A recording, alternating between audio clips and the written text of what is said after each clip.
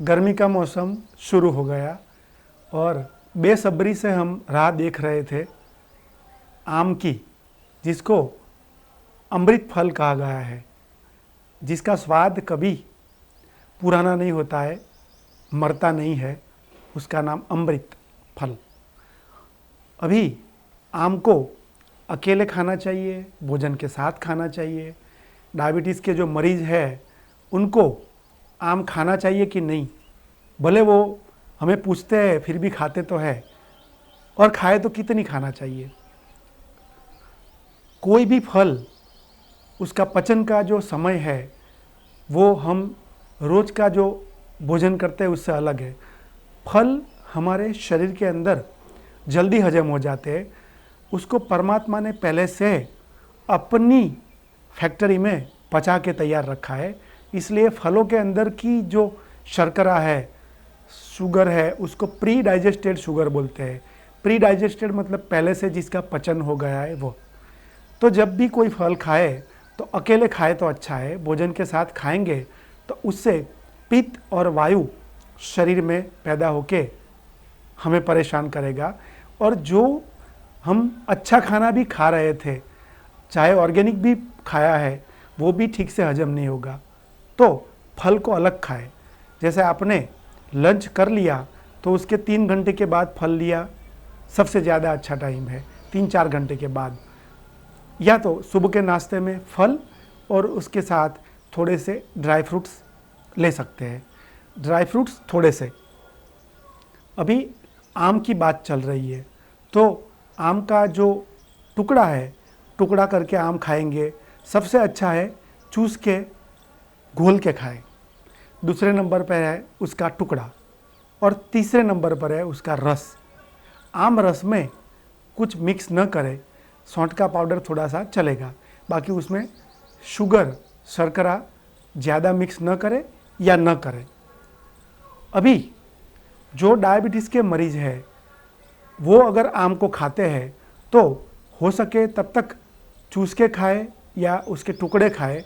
उसका रस अगर खाए तो उसमें रस ज़्यादा शरीर में जाएगा।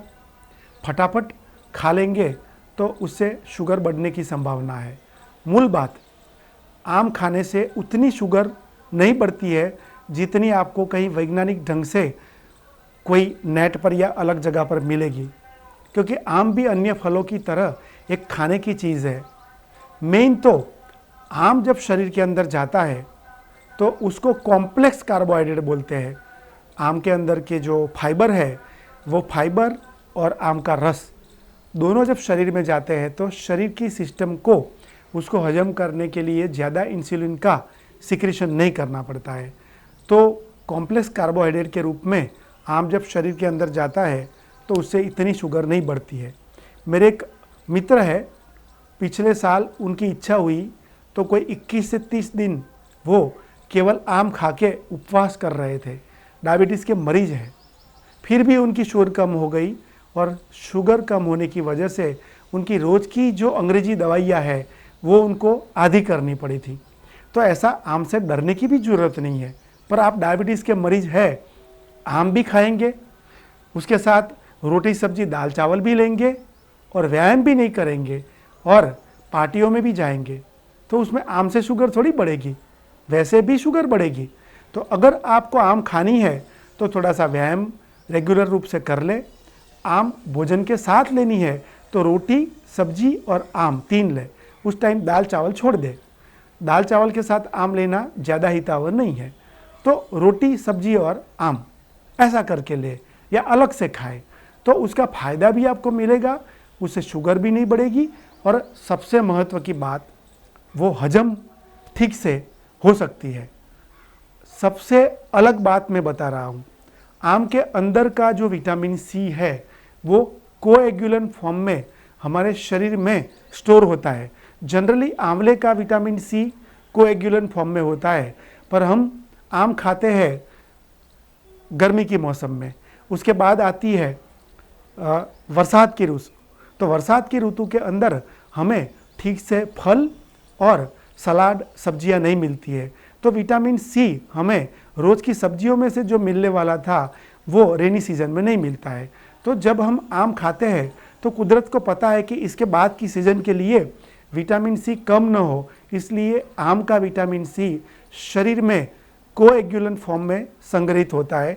तो जब दूसरी बार इस सीज़न में कुछ भी खाएंगे तब विटामिन सी कम रहेगा तो आम वाला रिजर्व में से बाहर आएगा, तो आम का शरीर में संग्रहित रहा। तो आम का यह भी एक फ़ायदा है। स्वाद के साथ साथ आम का ऐसा भी रूप है जो रेनी सीज़न में खाने वाला भी है। फिर भी जनरली जैन लोग जो है वो रेनी सीज़न में आम नहीं खाते हैं। तो आम स्वाद में भी है, विटामिन भी देती है, अमृत फल भी है, शक्ति भी देती है। उसकी जो शुगर है वो संभाल के खाएंगे तो डायबिटीज़ के मरीज भी खा सकते हैं। इतने सारे फ़ायदे हैं, आप आम खाना शुरू कर सकते हैं।